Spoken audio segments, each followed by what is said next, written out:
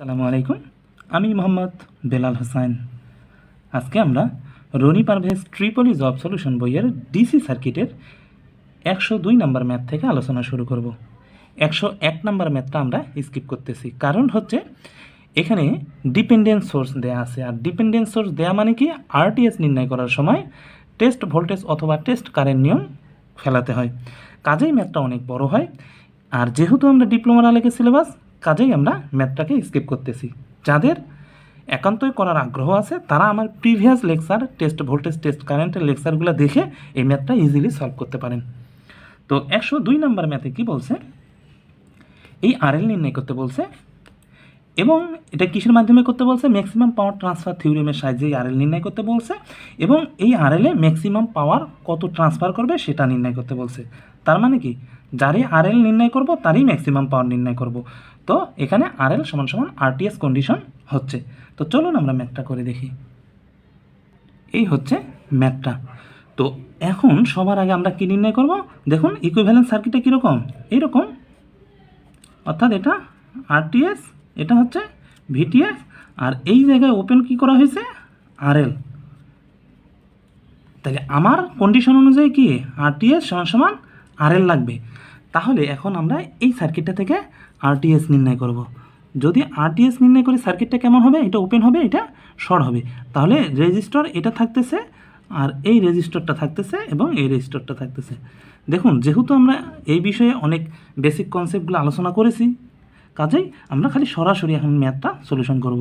তাহলে এটা এখানে 2 আর এখানে 2 যোগ করলে 4, তাহলে আরটিএস কত আসে, 4 ওহম।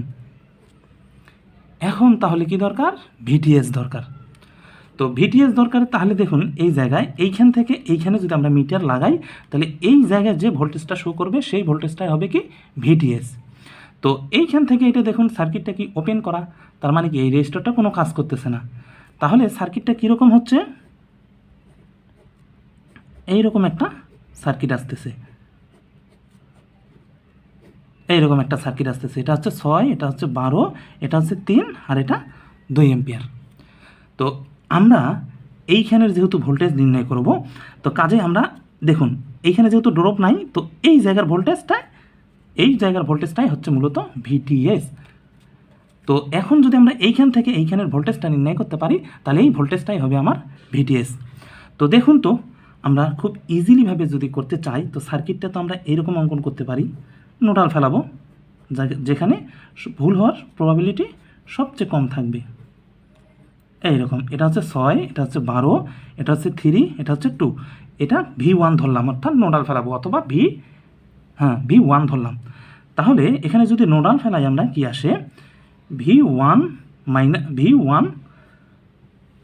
3 প্লাস V1 মাইনাসে প্লাস মাইনাসে, আর মাইনাসে 12 প্লাস হলো 6 প্লাস, যেহেতু এটা 2, এটাও নিচে নামাচ্ছি, 2 এম্পিয়ার কারেন্ট, যেহেতু সবগুলাই কারেন্ট নির্ণয় করতেছি, নোডাল করতেছি যে, তো এটা ক্যালকুলেশন করলে আসে। তো দেখুন V1, অর্থাৎ এইখান থেকে এইখানের মধ্যে ড্রপ আসে কত, -8। কিন্তু আমার তো দরকার এইখান থেকে এইখানের ড্রপটা। তো এইখান থেকে এইখানের ড্রপ যদি নির্ণয় করতে হয়, এই জায়গা থেকে এই জায়গার ড্রপ যদি -8 হয়, তাহলে এই ড্রপটা কত হবে।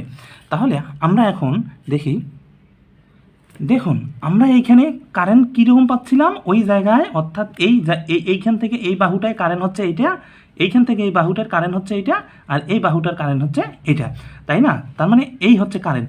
তো এই কারেন্টের সাথে যদি এই রেজিস্টরটা গুণ দেই, তাহলে এইখানে ড্রপ পাবো, এই যে এইখানে ড্রপটা, আমাদের তো এই ড্রপটাই দরকার।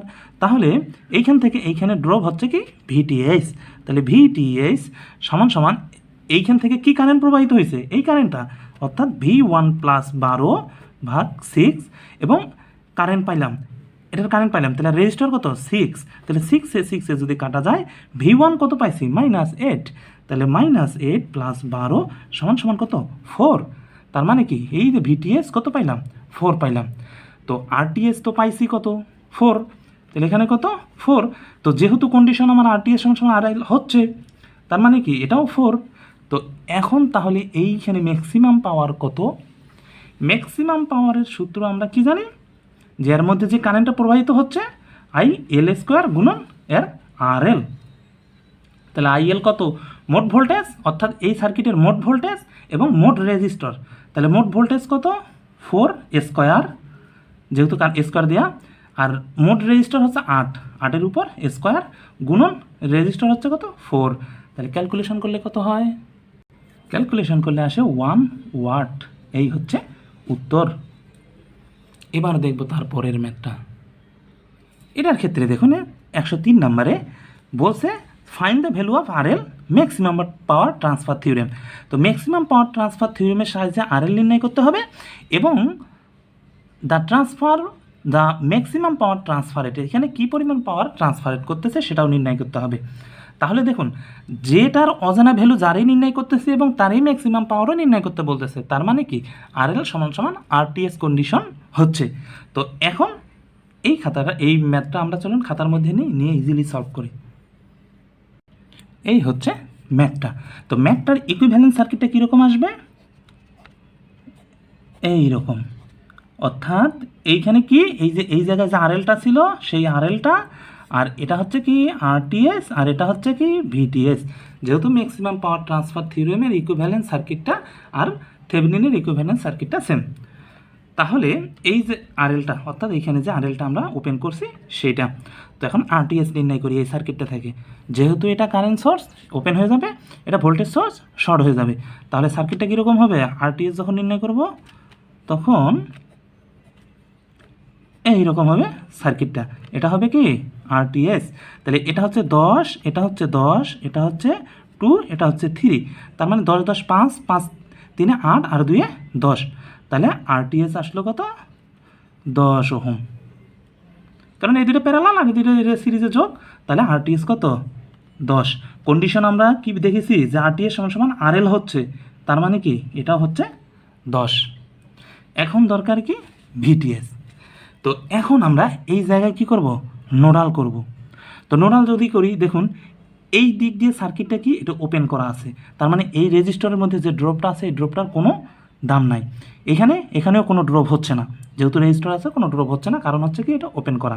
তাহলে সার্কিটের এই অংশটাকে আমরা বাদ দিয়ে এইখানে শুধু নোডাল করি, কারণ কি দেখুন এই জায়গায় যে আমরা ভ্যালুটা পাবো এই ভ্যালুটা আমার কি VTS ভ্যালু। তো আমি যদি এইখান থেকে এইখানের আগে ড্রপটা পাই দেন এদিক দিয়ে KVL ফেলাবো, যেহেতু এখানে একটা ভোল্টেজ আছে, আর যদি ভোল্টেজটা না থাকতো তাহলে সরাসরি এইখানের মধ্যে যে ড্রপটা হতো সেই ড্রপটাই মূলত এই জায়গার VTS হইতো, অর্থাৎ এই VTSটা হইতো। যেহেতু এইখানে একটা ভোল্টেজ সোর্স আছে কাজেই এইখানে যে ড্রপটা হবে সেই ড্রপটা থেকে এটা প্লাস মাইনাস হওয়ার পরে যা অবশিষ্ট থাকবে তাই হবে এইখানে ড্রপ। তাহলে আমরা এখন এই যে সার্কিটটা, এই যে এখানে 10, এখানে 4, এখানে 10, এইটা আমরা নোডাল করব। তাহলে এটার নাম দিলাম কত V1, তাহলে V1 নোডাল করতেছি 10 প্লাস V1 10, আর এটা উপরে উঠতেছে, এগুলা নিচে নামাইলাম, এই জন্য এগুলা প্লাস ধরছে আগে। তো এ উপরে উঠতেছে মানে কি মাইনাস আসবে, তাহলে 4 সমান সমান 0, তাহলে 4 ওইদিকে নিয়ে গেলাম, তাহলে এখানে 10 V1 আর 10 এইদিকে যায় কত 40, তাহলে 2V1 40 হলে V1 হচ্ছে কত 20, তার মানে এইখানে ড্রপ হচ্ছে কত 20। যেহেতু এটা এদিক দিয়ে ঢুকতেছে তার মানে এইভাবে আসতেছে, তাহলে কি এটা প্লাস সাইড এটা মাইনাস সাইড, KVL ফেলাবো এখন, তাহলে আমরা VTS পাবো। তাহলে VTS, তাহলে T প্লাস সাইড এটা মাইনাস সাইড। তো এখন আমরা এই অংশটায় KVL ফেলাই দেখি কি আসে। তো প্লাস VTS, আমি পরেরটা নেই, এটার পরেরটা কি -20 আসলো। এখানে যেহেতু কারেন্ট এই দিক দিয়ে প্রবাহিত হচ্ছে না তার মানে এখানে কোনো ড্রপ নাই, মানে 0। দেন এখানে আসে কত আসলো, রেজিস্টর 10 আর ভোল্টেজ কত ছিল, ভোল্টেজ ছিল 20, তার মানে এখানে কারেন্ট হচ্ছে 2 দুগুণা হলে তার মানে 2 আর 10-এ গুণ করলে কত আসে ড্রপ 20-এ, তার মানে এই 20টা, তাহলে 20, এখানে ড্রপ এটা 0 সমান সমান 0, তাহলে VTS সমান সমান কত আসে 40।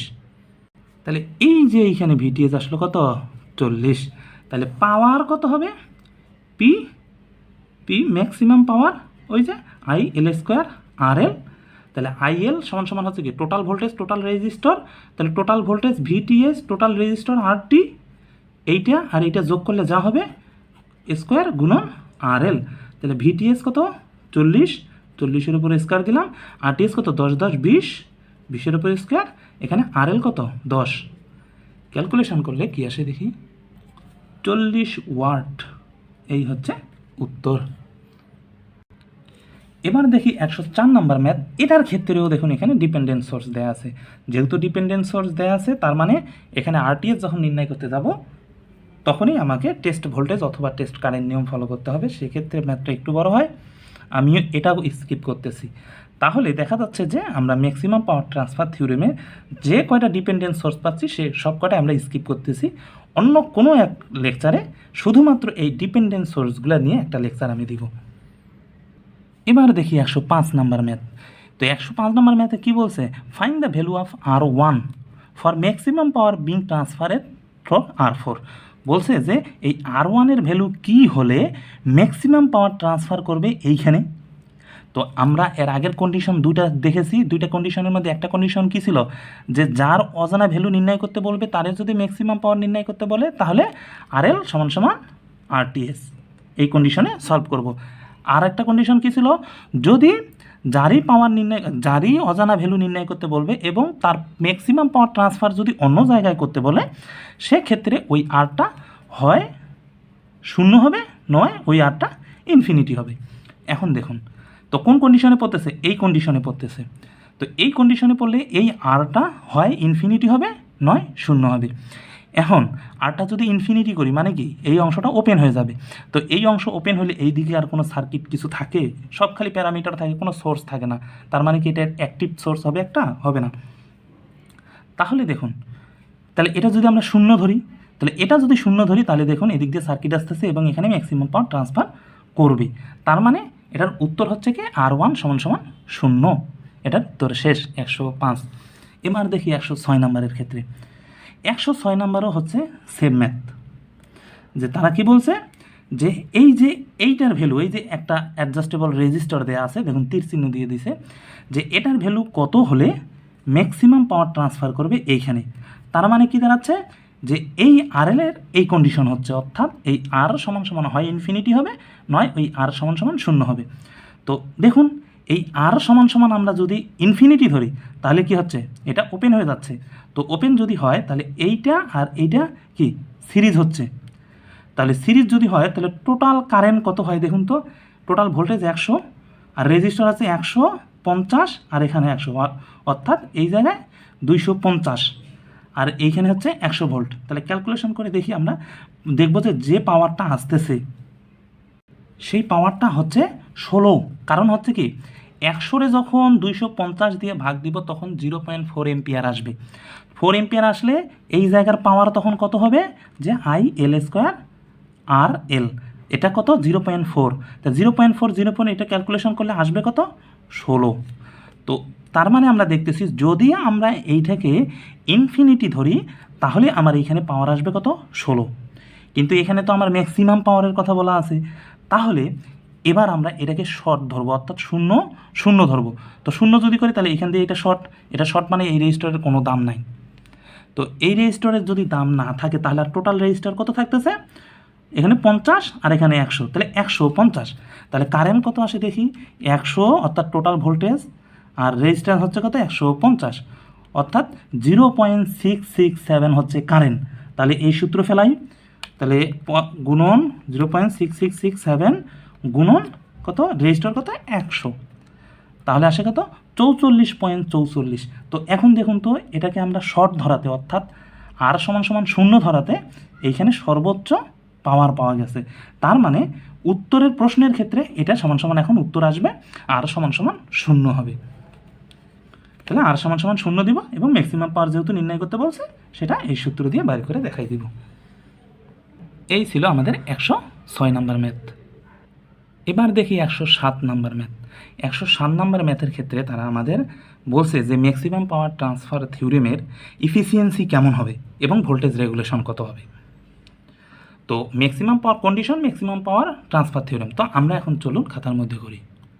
ম্যাক্সিমাম পাওয়ার ট্রান্সফার থিওরেমের ইকুইভ্যালেন্স সার্কিটটা কীরকম, যে এরকম একটা ভোল্টেজ সোর্স থাকবে, একটা রেজিস্টার থাকবে আর এখানে লোড রেজিস্টার থাকবে, অর্থাৎ এটা RL, এটা RTS, আর এটা হচ্ছে কি VTS।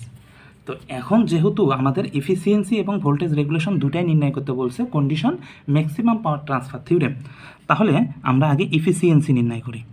এফিসিয়েন্সি সমান সমান আমরা কি জানি, সব সময় আউটপুট ভাগ ইনপুট, এটা হচ্ছে এফিসিয়েন্সি। যদি পার্সেন্টেন্সে বার করতে বলে তাহলে 100 দিয়ে গুণ।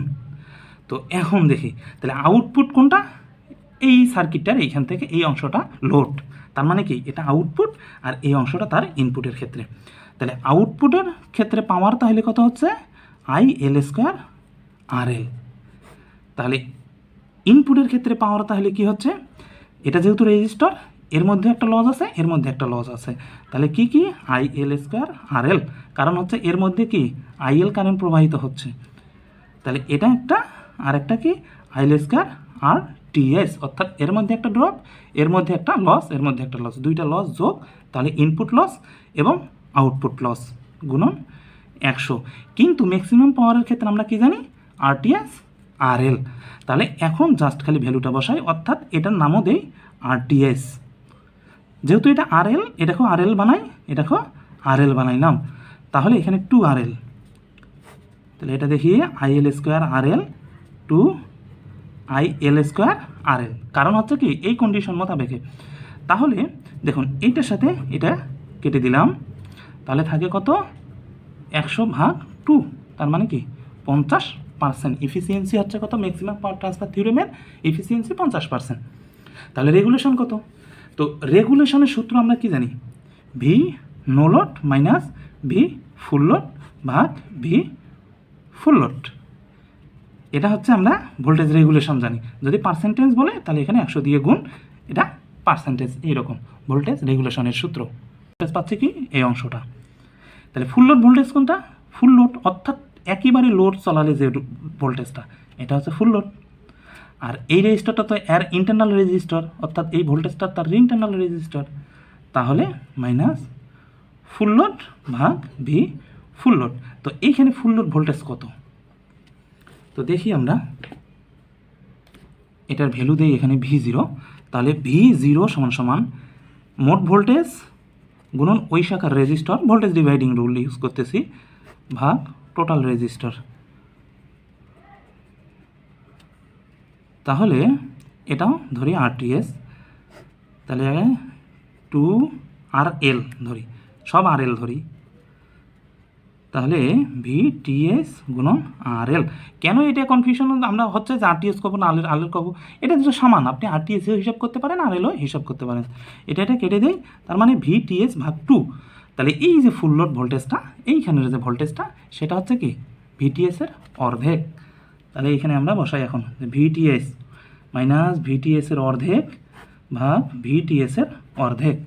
এখন যদি ক্যালকুলেশন করি তাহলে আসে কত 100%, তার মানে ভোল্টেজ রেগুলেশন হচ্ছে কত 100%।